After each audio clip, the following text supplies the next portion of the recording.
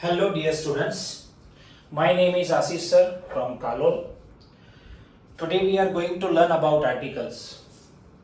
એક એક્સરસાઇઝ મેં અહીંયા બોર્ડ ઉપર તૈયાર કરી છે, લખી છે વિથ આન્સર્સ અહીંયા એટલા માટે છે કે હું ઓફલાઈન સ્ટુડન્ટ્સને ભણાવી રહ્યો હતો અને બોર્ડ ઉપર મારી 28 બ્લેન્ક્સ મેં ઓલરેડી લખી હતી, તો મને એમ થયું કે ચાલો આનો વિડીયો પણ બનાવી લઈએ સો તમને થોડું ક્લિયર થાય.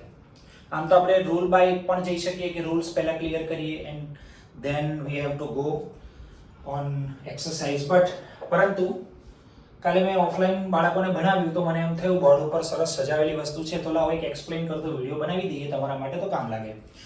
જો તમને અનુકૂળતા હોય તો એક થોડીક લાઈક શેર કરવામાં કંજૂસાઈ ન કરતા. તો અહીંયા થોડું સજાવેલું છે તો આપણે શરૂઆત કરીએ સમજવાની. આર્ટિકલ્સ વિશે ભણવું છે. આમ તો જનરલી આર્ટિકલ્સ જે છે 6-7 સ્ટેન્ડર્ડ થી બેઝિકલી આવડી જવા જોઈએ અને 8 સ્ટેન્ડર્ડમાં તો પ્રોપરલી ગ્રામરમાં ટોપિક જ છે. તો આર્ટિકલ્સ કેટલા હોય એવું આપણે કોઈને પૂછીએ અને આર્ટિકલ્સ કેટલા પ્રકારના હોય એવું પૂછીએ ત્યારે ઘણા બાળકો કન્ફ્યુઝ થાય છે. બંને અલગ વસ્તુ છે. આર્ટિકલ્સ કેટલા છે તો બધા જવાબ આપશે કે સર આર્ટિકલ્સ 3 છે, એ એન્ડ ધ. અને હું એમ પૂછું કે આર્ટિકલના પ્રકાર કેટલા તો પણ ઘણા લોકો 3 બોલે છે. પહેલા મુખ્ય આર્ટિકલના 2 પ્રકાર છે, એક છે અનિશ્ચિત આર્ટિકલ અને બીજો પ્રકાર છે નિશ્ચિત આર્ટિકલ, ડેફિનિટ, ઇનડેફિનિટ. તો અનિશ્ચિત આર્ટિકલમાં આપણે 2 આર્ટિકલનો સમાવેશ કરીશું. અહીંયા મેં ઇન્ડિકેટ કરેલું છે એ અને એન. અને નિશ્ચિત આર્ટિકલમાં સમાવેશ કરીશું ધનો. ધી પણ ઘણા બોલે છે.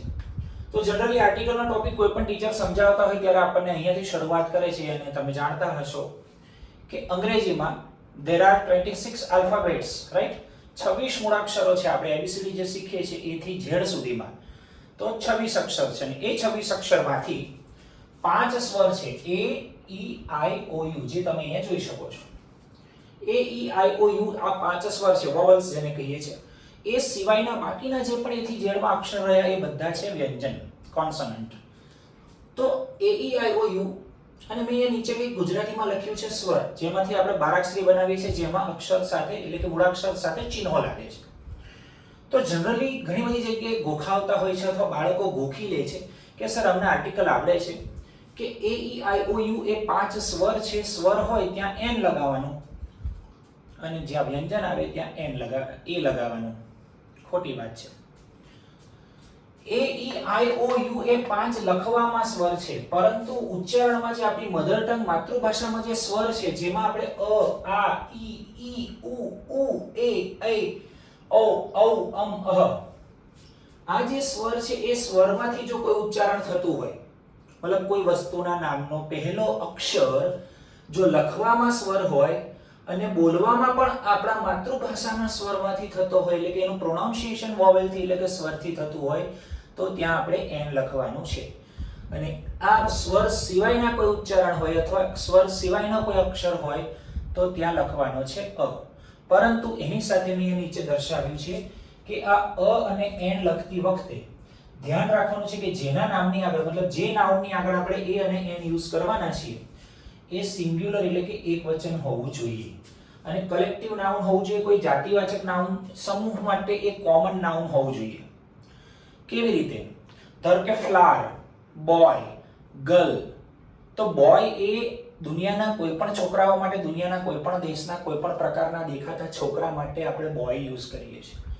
કોઈ પણ છોકરી માટે આપણે ગર્લ યુઝ કરીએ છીએ. છોકરીઓ ઘણી બધી છે, છોકરાઓ ઘણા બધા છે, ફૂલ ઘણા બધા છે.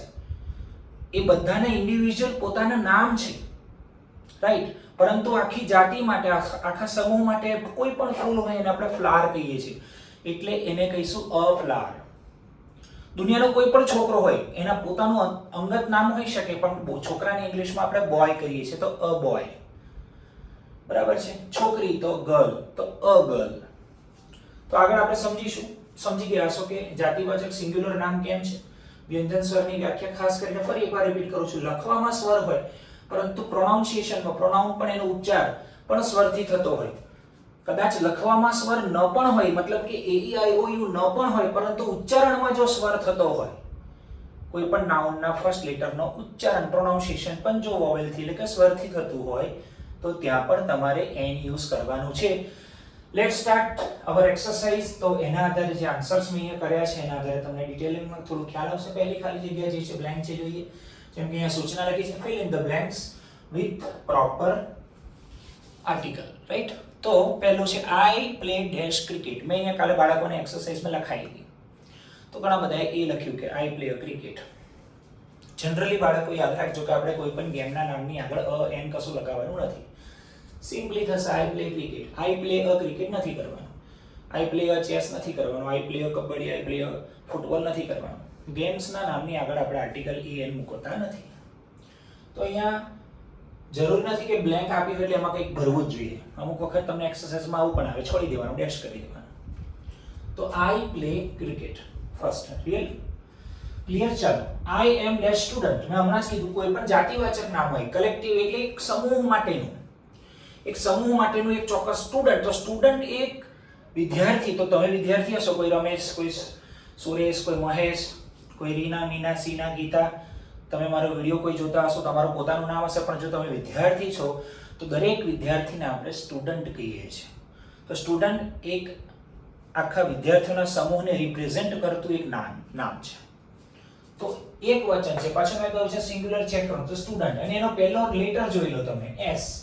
S જે છે વોવેલ એટલે કે સ્વર નથી, લખવામાં પણ નથી અને બોલાય છે સ્ટુડન્ટ, સ થી બોલાય છે. સ એ સ આ આપણા જે માતૃભાષાના ઉચ્ચારણમાં જે સ્વર છે એમાંનો પણ નથી. તો લખવામાં પણ સ્વર નથી કે બોલવામાં પણ સ્વર નથી. અને પાછું એક વચન છે, તો અહીંયા આર્ટિકલ શું આવશે? A student. I am a student. We have dash rose. ખાલી જગ્યામાં અ મૂક્યું છે. રોઝ એટલે ગુલાબ. ગુલાબ ઘણા બધા પ્રકારના હોય, ઘણા બધા કલર્સના પણ ગુલાબ આવે છે. તો ગુલાબોની આખી જાતિ માટે, સમૂહ માટે જાતિવાચક શબ્દ છે અહીંયા રોઝ. પણ અહીંયા r થી શરૂઆત થયો નાઉન. અહીંયા જે રોઝ છે એનો ફર્સ્ટ લેટર r છે. r લખવામાં પણ સ્વર નથી અને બોલાય છે રોઝ, ર થી બોલાય છે. ર અહીંયા નથી, આપણા ઉચ્ચારણના સ્વરમાં ર નથી, તો અહીંયા કરી દીધું અ રોઝ.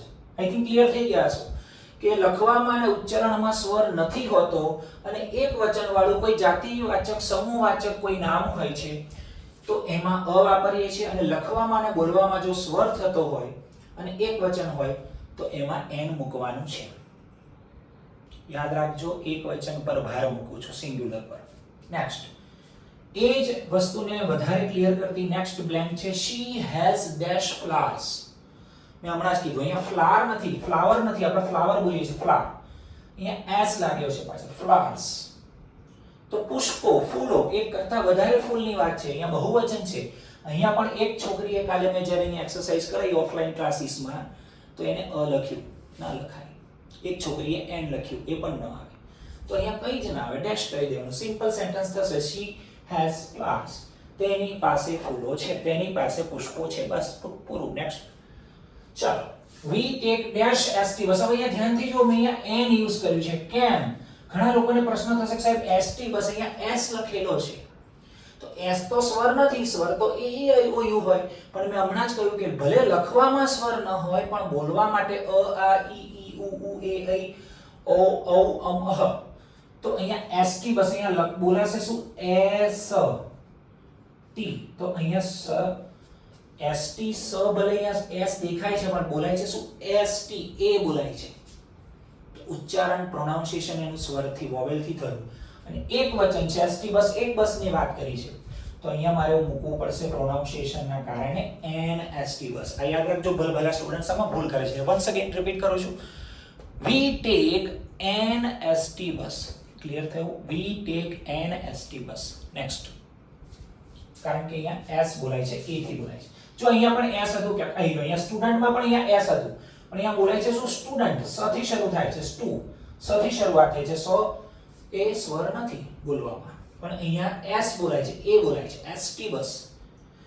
લખવામાં s છે પણ બોલવામાં બંને જગ્યાએ, એક જગ્યાએ સ્ટુડન્ટ સ થી શરૂઆત થાય છે, એક જગ્યાએ st બસ a થી શરૂ થાય છે, st બસ. તો એટલા માટે ક્લિયર. ચલો next 6 she has dash toy train. toy train એક વચન છે, સિંગ્યુલર છે, યસ. અને ટોય એટલે રમકડું. રમકડું ઘણા બધા પ્રકારના રમકડા હોય. એનો ફર્સ્ટ નાઉનનો ફર્સ્ટ લેટર જે છે અહીંયા ટોય નો એ ટી છે. ટી લખવામાં પણ સ્વર નથી અને બોલાય છે ટોય, ટ બોલાય છે. તો એ બોલવામાં પણ સ્વર નથી, વ્યંજન છે. તો વ્યંજન છે માટે શું લખાશે? અ. She has a toy train. Next. Dash Taj Mahal. હવે અહીંયા સુધી આપણે 1 to 6 લીધી, એમાં અ અને એન ની ચર્ચા કરી. હવે ધ ની એન્ટ્રી થાય છે. તો ધ ની એન્ટ્રીમાં એક જ સેન્ટેન્સમાં એક વાક્યમાં બોલી જાઉં છું, ધ્યાન રાખજો. ધ, જેને આપણે ઘણા લોકો ધી પણ બોલીએ છીએ, પ્રોપર ધી. તો ધી અથવા ધ ક્યારે યુઝ કરીએ છીએ? તો મેં હમણાં શરૂઆતમાં કહ્યું, વિડીયોની શરૂઆતમાં, કે બે પ્રકારના આર્ટિકલ છે મિત્રો. એક છે નિશ્ચિત આર્ટિકલ અને બીજો છે અનિશ્ચિત. અનિશ્ચિતમાં એ અને એન આવે, અને એક નિશ્ચિત આર્ટિકલમાં ધ આવે. એટલે કે દુનિયાની જે કોઈ પણ વસ્તુ નિશ્ચિત છે, ચોક્કસ છે, અથવા તો એકમાત્ર અસ્તિત્વ ધરાવનારી છે, એવી તમામ વસ્તુઓની આગળ ધ આવશે. જેમ કે કોઈ પ્રખ્યાત મોન્યુમેન્ટ્સ હોય, કોઈ પ્રખ્યાત સ્ટ્રક્ચર હોય, કોઈ બહુ મોટો પ્રખ્યાત પેલેસ હોય, કોઈ મહાન પર્વતો હોય, નદીઓ હોય, ધર્મગ્રંથો હોય, પ્રજાતિનું નામ હોય, કોઈ લખેલા ગ્રંથો હોય, દરિયાઓના નામ હોય, કુદરતી તત્વોના નામ હોય, જેમ કે સૂર્ય, ચંદ્ર, તારા, આકાશ, પૃથ્વી, સન, મૂન, અર્થ, સ્કાય, સ્ટાર્સ, ઓશન. તો આ બધા નિશ્ચિત વસ્તુઓ છે, એના જેવું બીજું કોઈ ન હોઈ શકે. માઉન્ટેન એટલે કે પર્વત. તો પાવાગઢ છે, ગિરનાર છે, સાપુતારા છે, આબુ અંબાજીમાં જે ગબ્બર છે, એક આબુનો પર્વત છે, કચ્છમાં જાઓ તો કાળો ડુંગર છે. તો ડુંગર અથવા તો પર્વતને માઉન્ટેન કહેવાય, તો અ માઉન્ટેન કહી શકો. પરંતુ પાવાગઢ તો ધ પાવાગઢ. દુનિયામાં ઘણા પર્વત હોય, પણ પાવાગઢ જેવો એક જ, પાવાગઢ નામનો એક. હિમાલય તો ધ હિમાલયા. કોઈ પવિત્ર ધર્મગ્રંથ છે તો the Ramayana, the Gita, the Mahabharata, the Quran, the Bible.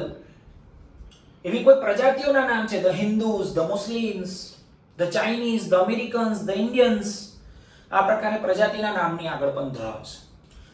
The Atlantic Ocean, the Pacific Ocean, the Red Sea. આ પ્રકારે દરિયાઓના, મહાસાગરોના નામની આગળ પણ ધ આવશે. નદીઓના નામ હોય પ્રખ્યાત, the Narmada, the Ganga, the Krishna, the Kaveri. કેમકે નદીઓ ઘણી બધી છે. નદી માટે એક કોમન નાઉન છે, એક જાતિવાચક નામ છે, જેનું નામ છે રિવર. તો અ રિવર થઈ શકે, પણ પર્ટિક્યુલર તમારે નર્મદા નદીની વાત કરવી છે, તો પર્ટિક્યુલર તમારે ગંગા નદીની વાત કરવી છે, તો ત્યાં તમારે લખવું પડશે ધ ગંગા. કારણ કે દુનિયામાં ગંગા એક છે, જેના પર આપણને કરવા છે. તો હર હર ગંગે, ગંગા માતાની જય. આગળ વધીએ, ચલો. તો અહીંયા લખ્યું છે ધ તાજમહલ. તાજમહલ. તાજમહલ દુનિયામાં ઘણી સુંદર સ્ટ્રક્ચર્સ, કન્સ્ટ્રક્શન્સ થયા છે. એમાંનું તાજમહલ દુનિયાની અજાયબીઓમાંનું એક, આપણા ભારતનું ગૌરવ લઈ શકાય એવું સ્થાપત્ય. તો the Taj Mahal is beautiful. The એવી રીતે નીચે ગંગાનું નામ લખ્યું છે, તો ધ ગંગા ઇઝ. અહીંયા બે ખાલી જગ્યા આપી દીધી, એકમાં ધ લખ્યું છે ને એકમાં અ હોલી રિવર. હવે અહીંયા હોલી શું છે? એક વિશેષણ છે, એડજેક્ટિવ છે. રિવર નાઉન છે, એની આગળ એક વિશેષણ લાગ્યું છે. તો આર્ટિકલનો આ પણ નિયમ છે કે નાઉનની આગળ કોઈ વિશેષણ હોય તો વિશેષણના ફર્સ્ટ લેટર પ્રમાણે જવાનું. અહીંયા એચ છે, હોલી બોલાય છે, પણ હ બોલવામાં પણ સ્વર નથી, લખવામાં પણ સ્વર નથી. તો અ હોલી. હોલી એટલે પવિત્ર. સાથે સાથે ગુજરાતી ટ્રાન્સલેશન પણ કરીએ તો તમારું ઇંગ્લિશ પાકું થાય. અને ગંગા, મેં હમણાં જ કીધું, પ્રખ્યાત નદી છે, એકમાત્ર એનું અસ્તિત્વ છે ગંગા. તો the Ganga is a Holi river. આ પ્રમાણે થશે. નેક્સ્ટ. પિયુષ ડ્રો, સાદો વર્તમાન કાળ. કરતા કોણ છે? અહીંયા પિયુષ છે, પછી ડ્રો આપ્યું છે અને પાછળ એસ લગાવ્યો છે according to simple present tense. સાદા વર્તમાન કાળના નિયમ પ્રમાણે. Piyush draws dash rangoli. રંગોલી એક વચન સિંગ્યુલર, એક રંગોલીની વાત છે. આર લખવામાં પણ સ્વર નથી, બોલવામાં પણ નથી. તો શું થશે? અ રંગોલી. આઈ થિંક ક્લિયર થાય છે તમને. Next. Dash elephant is dash big animal. તો અહીંયા એલિફન્ટ એટલે હાથી. કોઈ પણ હાથીને હાથી કહેવાય.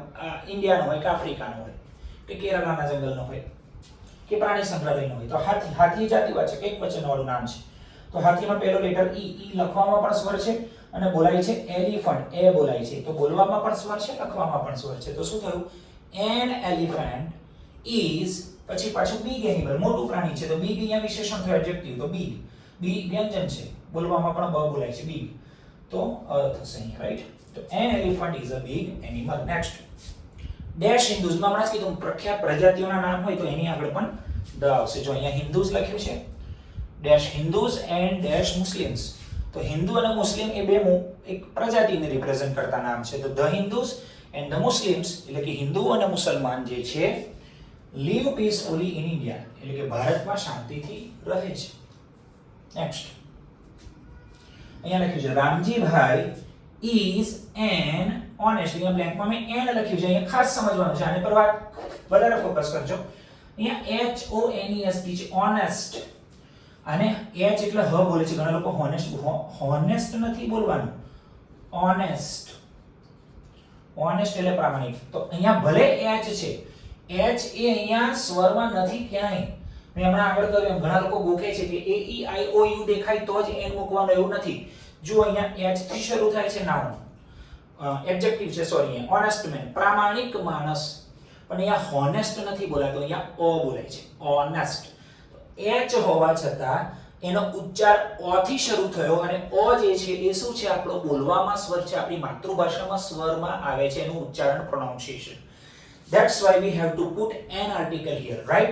So right answer is Ramjibhai is an honest man. Ramjibhai એક પ્રામાણિક વ્યક્તિ છે. Next, there are 3600 seconds in dash r. અહીંયા આના જેવું સેમ છે, અહીંયા HOUR છે, અને ઘણા લોકો hour બોલે છે. Wrong.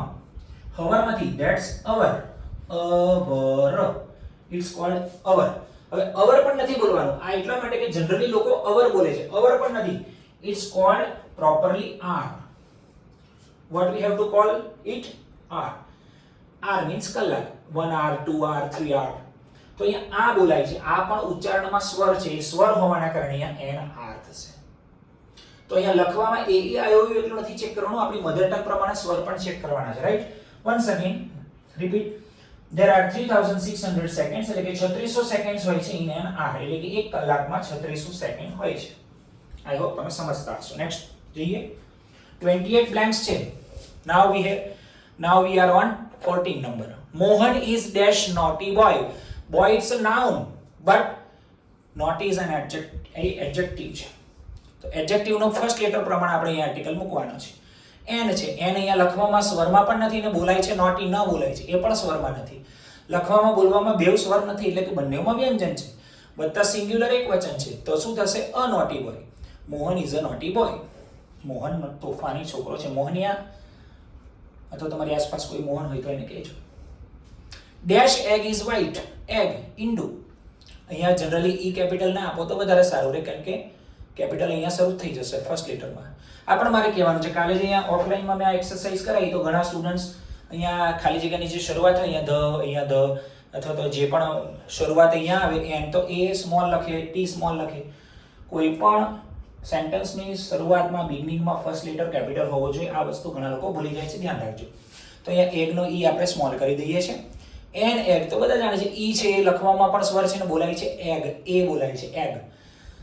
બોલવામાં ઉચ્ચારણમાં પણ સ્વરથી શરૂઆત થાય છે. તો ધેટ્સ વાય, એટલા માટે આપણા માટે મૂકીશું an egg is white. Next, dash Gujarat સમાચાર. અહીંયા જુઓ ધ્યાનથી, ગુજરાત સમાચાર. તો ભાઈ ગુજરાત સમાચાર, સંદેશ, ટાઈમ્સ ઓફ ઇન્ડિયા, બરાબર, કોઈ મેગેઝિનના નામ હોય, કોઈ સમાચાર પત્રોના નામ હોય, કોઈ નવલકથાઓના નામ હોય, તો એ નિશ્ચિત છે ભાઈ. સમાચાર પત્રો, ન્યૂઝપેપરને અન્યૂઝપેપર કહી શકો, પણ સમાચાર પત્રનું પ્રોપર નામ છે ગુજરાત સમાચાર. એક ચોક્કસ નિશ્ચિત વસ્તુ થઈ ગઈ કે ગુજરાત સમાચાર એ ગુજરાત સમાચાર છે. તો that's why we have to put here the. તો ધી ગુજરાત સમાચાર is a daily newspaper, right? Next, તમને બધાને ગમે, મજા આવે, ખાસ કરીને છોકરાઓને, એવું નામ આવ્યું અહીંયા. Alia Bhatt is dash actress. અહીંયા ધ્યાનથી જુઓ, નાઉન છે એક્ટ્રેસ. એક્ટ્રેસમાં શરૂઆત ક્યાંથી થાય છે? એ. એક્ટ્રેસ, એ લખવામાં પણ સ્વર, બોલવામાં પણ એક્ટ્રેસ એટલે એ સ્વર. તો સ્વર એટલે વોવેલ થી શરૂઆત થાય છે, તો શું લખીશું? An actress, right? તો Alia Bhatt is an actress. Please give me dash USB. આ ખાસ ધ્યાન રાખજો, અહીંયા યુ છે, યુએસબી પેન ડ્રાઈવ. તો ભલે યુ છે, યુ લખવામાં સ્વર છે, ધ્યાનથી જુઓ અહીંયા યુએસબી, યુ લખવામાં સ્વર છે, પણ બોલીએ છે શું? બોલીએ છે યુએસબી. યુ બોલીએ છે ભાઈ મારા. અને જે યુ છે એ આપણા માતૃભાષાના સ્વરના લિસ્ટમાં નથી, એટલે ભાઈ કહેવાનું તો રહેવા દે, અમારા નિયમમાં તો આવતો નથી.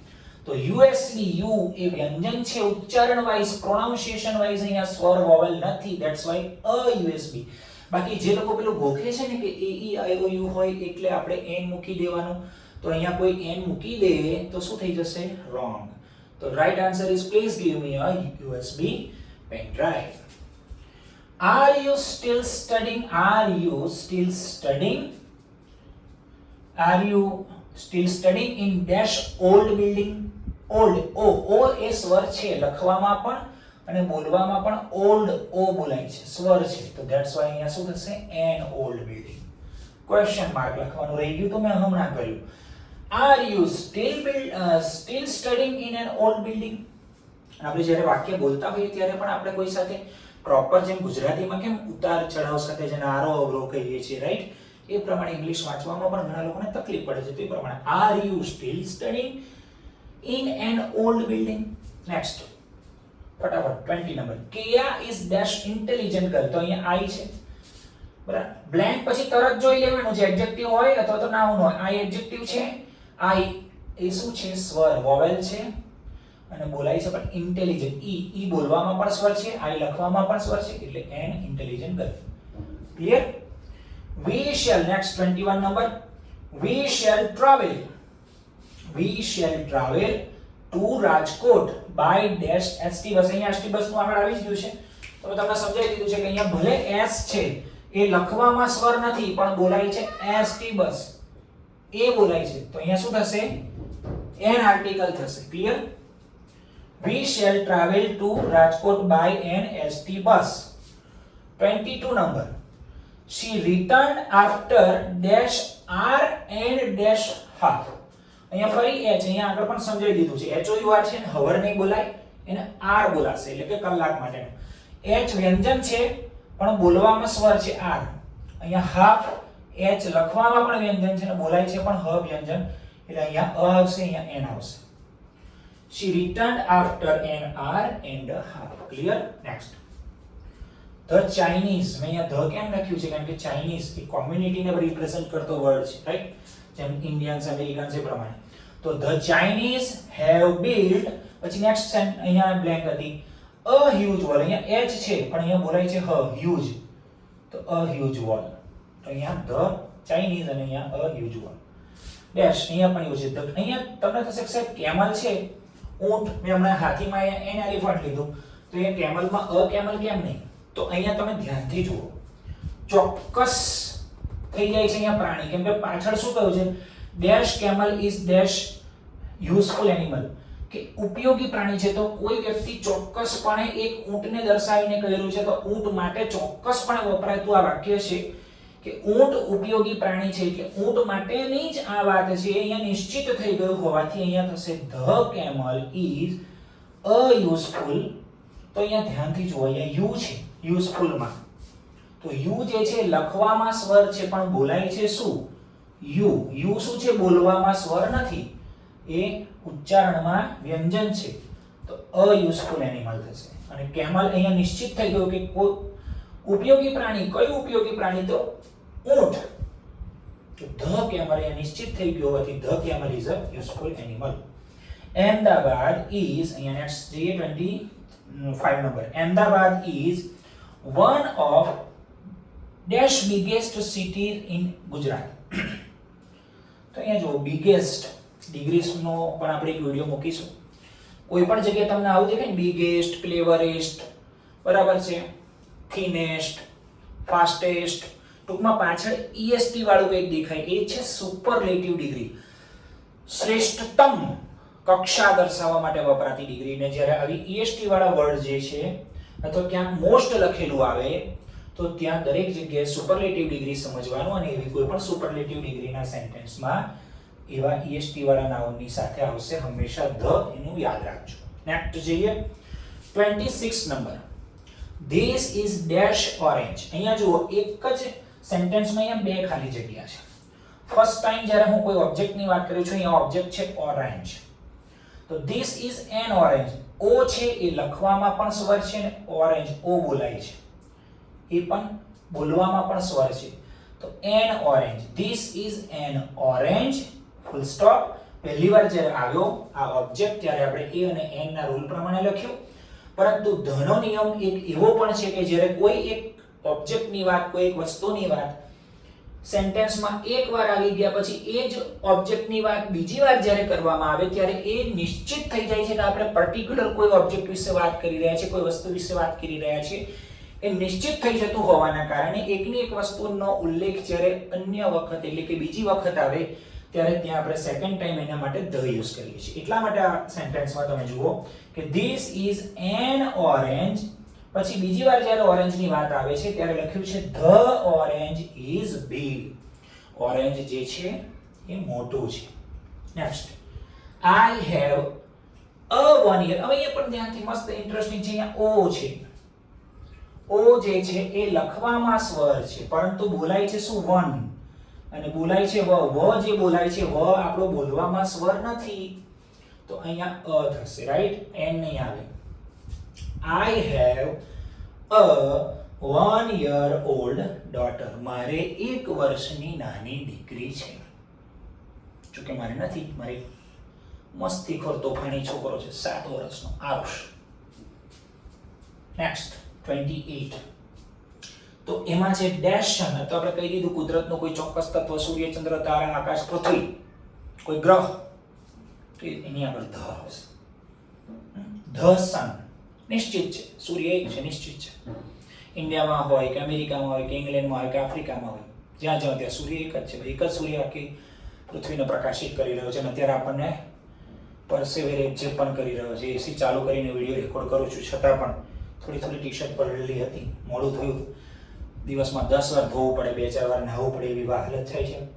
તો સૂર્ય છે પણ એ સૂર્ય દેવતા છે, તો આપણે see the sun is hot today. આજે સૂર્ય ગરમ છે. ફોન પણ ગરમ થઈ ગયો છે એટલે વિડીયોનો અંત કરીએ છીએ. આશા રાખું છું કે તમે સમજ્યા હશો. આર્ટિકલના આ 28 બ્લેન્ક સમજાવતા અમે તમને રૂલ્સ પણ ક્લિયર કર્યા. એન વિશેના અમુક સ્પેશિયલ અમુક અહીંયા એક્સરસાઇઝ પણ તમને મળી ગઈ. વિડીયોને પોઝ કરીને આખા બોર્ડનો તમે ફોટો એક સ્ક્રીનશોટ લઈ શકો છો, એટલે હું સાઈડ પર હટી ગયો છું, લઈ લો અને પછી એને ધ્યાનથી તમારી નોટબુક્સમાં કોપી કરી શકો છો. સ્ક્રીન ઉપર તમને અમારા ટ્યુશનની ઓફલાઈનની ડિટેલિંગ આવી જ ગઈ હશે, તમે નોંધી હશે એવી આશા રાખું છું. ન નોંધી હોય તો વન સેકન્ડ વિડીયો રિપીટ કરીને જોઈ લેજો. જેટલા પણ લોકો વિડીયો જોવે છે, ભણવાના વિડીયો બહુ ખાસ ઓછા લોકો જોતા હોય છે, પરંતુ હું એટલા માટે મહેનત કરું છું કે કોઈને બિલકુલ સમજ પડે કે આપણું અહીંયા કેવી રીતને અન્ડરસ્ટેન્ડિંગ છે, કેવી રીતનું ટીચિંગ છે, કેવા પ્રકારની લેંગ્વેજમાં કેવા પ્રકારના ઉદાહરણ સાથે હું તમને સમજાવું છું. આશા રાખું છું તમને ગમ્યું હશે. અને if you like my video and my content અને મેં તમને જે સમજાવ્યું એમાં તમને મજા આવી હોય તો એક જ સેકન્ડ લાગશે લાઇકનું બટન દબાવવામાં અને અમારી ચેનલ સબસ્ક્રાઇબ કરવામાં. અને બને એટલો વિડીયો વિદ્યાર્થીઓમાં અને ફોરવર્ડ કરજો, શેર કરજો મિત્રો, કારણ કે મારી પાસે કોઈ એવું ટીમ નથી, કોઈ સેટઅપ નથી. મારા પોતાના એક મોબાઈલથી આખું રેકોર્ડ કરવાનું, એડિટિંગ કરવાનું બહુ જ મહેનત જાય છે. તમારા એન્કરેજમેન્ટ અને તમારા સપોર્ટની ખૂબ જરૂર છે. બાકી ઓફલાઈન ટ્યુશન માટે કાલોલમાં સ્વામી વિવેકાનંદ ટ્યુશન ક્લાસીસ આશીષ સરને ત્યાં તમે આવી શકો છો. ધોરણ 1 થી 10ના તમામ મુખ્ય વિષયો, પ્રોપર 2 કલાકનું ટ્યુશન અને દરેક વિષયના પ્રોપર ટીચરો તમને અહીંયા મળશે. પણ એકદમ ઓછામાં ઓછી ફીમાં સૌથી વધુ સમય આપતો જો કે ક્લાસીસ હોય તો એ અમારો સ્વામી વિવેકાનંદ ટ્યુશન ક્લાસીસ છે. આઈ હોપ તમે ઘણું શીખ્યા હશો આ વિડીયોથી, આશા રાખું છું. અને જલ્દી મળી છે નેક્સ્ટ વિડીયોમાં કોઈ નવા ટોપિક સાથે. Thank you very much.